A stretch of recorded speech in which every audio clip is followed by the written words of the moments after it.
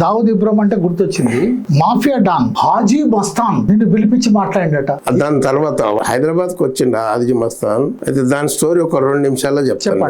ఇక్బాల్ ను తీసుకొని వచ్చిన తర్వాత ప్రెస్ కాన్ఫరెన్స్ పెట్టినా మొత్తం కమిషన్ ఆఫీస్ లో. మొత్తం టేబుల్ మీద గోల్డ్ అది ఇది రికవరీ ప్రాపర్టీ, ఇది కేస్ ప్రాపర్టీ, ఇది ఎక్సెస్ ప్రాపర్టీ, ఇవన్నీ ఎక్స్ప్లెయిన్ చేసిన కమిషనర్ ఎంవి భాస్కర్ రావు. చెప్తే ఆయన ఏమన్నాడంటే, ఇటువంటి ప్రెస్ కాన్ఫరెన్స్ ఇంకొకటి పెట్టు, నువ్వు నీకు రివార్డ్ ప్రమోషన్ ఇస్తాను పిండి కదా అని చెప్పేసి నేను అక్కడ ఇన్ఫర్మేషన్ తెచ్చుకుని కదా. దీంట్లో దావుద్ ఇబ్రాహిం 5 kgs గోల్డ్ తీసుకొచ్చిన. అది 5 kgs గోల్డ్ ఇక్కడ హైదరాబాద్ లోపల దావుద్ ఇబ్రాహిం ఒక స్టోరీ చెప్తా. ఏ విధంగా చేస్తాడంటే, దావుద్ ఇబ్రాహిం ఆ టైం లోపల Atal Bihari Vajpayee external affairs minister ఉన్నప్పుడు ఎవరైనా ఇండియాకి వెళ్ళి పోయి 6 నెలలు బయట ఉండి వస్తే 5 కిలోలు బంగారం తీసుకురావచ్చు. ఆ విధంగా దావుద్ ఇబ్రాహిం చేసిండు. పోయి దుబాయ్ లో మకాం వేసిండు. వేసి ఇండియా వాళ్ళు ఎవరెవరు ఉన్నారో 6 నెలలు ఉండి ఉన్నోళ్ళు నా దగ్గరికి రండి, up and down fair 10,000 cash బంగారం ఇస్తా తీసుకుపోయి ఇయ్యాల.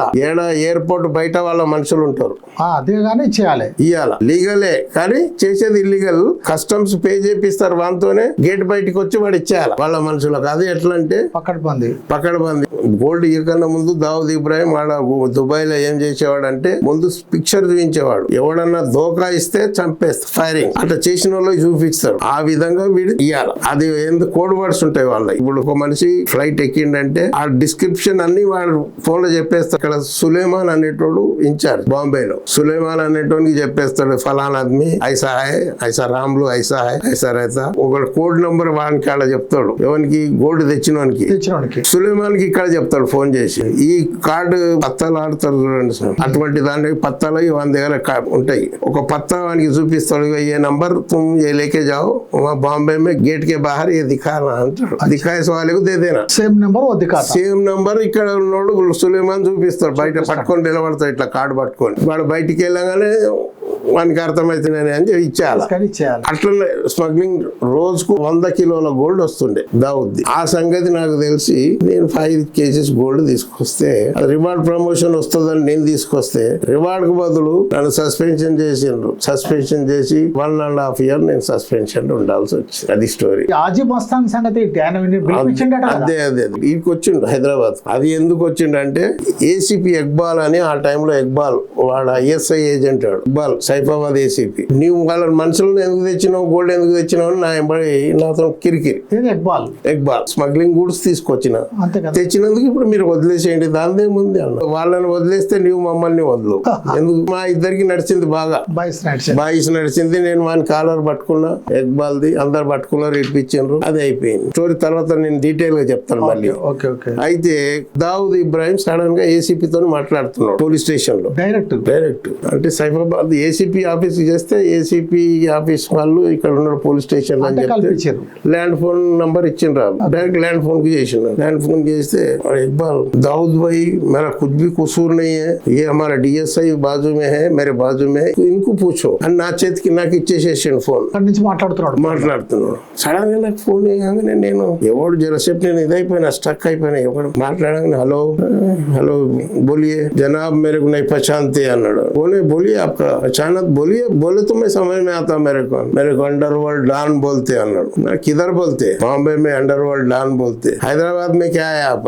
हैदराबाद में कुछ भी नहीं है, हैदराबाद का डॉन मैं हूँ. बोलो क्या है? अगर तुम्हारे को दम है, तुम्हारे लोगों को छोड़ दिया एसीपी, उन लोगों को मेरे को लाके हैंड ओवर करो, मैं क्या है दिखाता हूँ. जनाब आप नहीं पहचानते, आपके बच्चे स्कूल को कैसा जाते मैं देखता हूँ. मेरे बच्चे तो स्कूल को नहीं भेजता हूँ, मैं घर में ट्यूशन पढ़ा देता हूँ. मगर कल से तुम्हारा 100 kg सोना कैसा आता मैं देखता हूँ. पिटिशन गुरु हाजी मस्तान అప్పుడు కొత్తగా పార్టీ పెట్టిండు ఒకటి.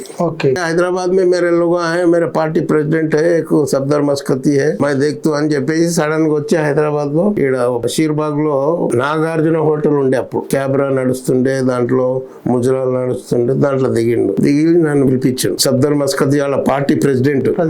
నాకు మంచి పరిచయం. అజీభాయ్ బులా బాత్ కర్నా చారే అంటే సరే అని పోయిన. 3rd floor లో రూమ్ నంబర్ ఏదో ఉండే. కోట్ల రూపాయలు ఆఫర్ చేసి అదే ఇట్లా కూర్చున్నాం.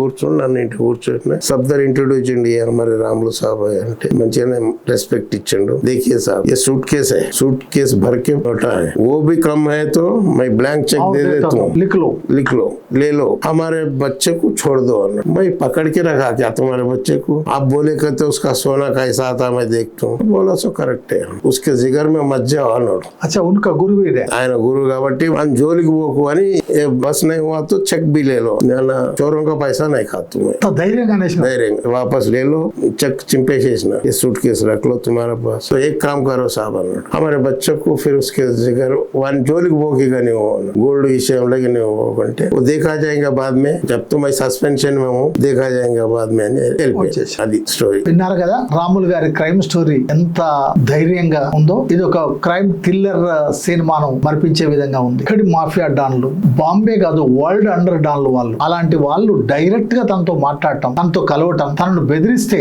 తను కూడా కౌంటర్ గా ఎట్లా నువ్వు వస్తావో చూస్తా అని ఇవ్వటం అనేది మామూలు విషయం కాదు. ఇది తాత్కాలికంగా రాములు గారి స్టోరీ. ఇంకా రాములు గారి స్టోరీ చాలా ఉంది. అవన్నీ ముందు ముందు మనం తెలుసుకుందాం, చూద్దాం.